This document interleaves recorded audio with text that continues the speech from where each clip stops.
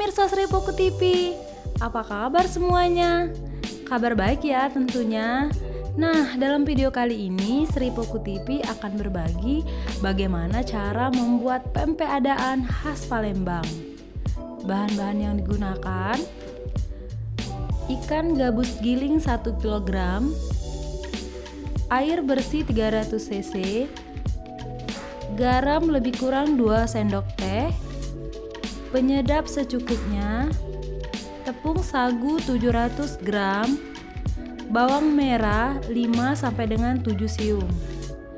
Nah, kalau kalian gak ada ikan gabus, bisa diganti dengan ikan tenggiri atau juga bisa diganti dengan kakap.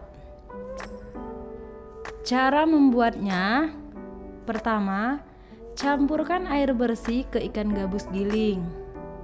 Lalu, masukkan garam dan penyedap ke dalam adonan, diaduk sampai rata. Kemudian, masukkan tepung sagu. Setelah itu, masukkan bawang merah yang sudah diiris tipis.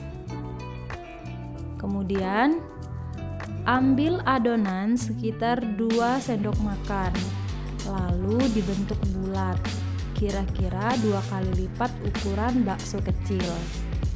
Kemudian setelah dibentuk, pempek adaan langsung digoreng.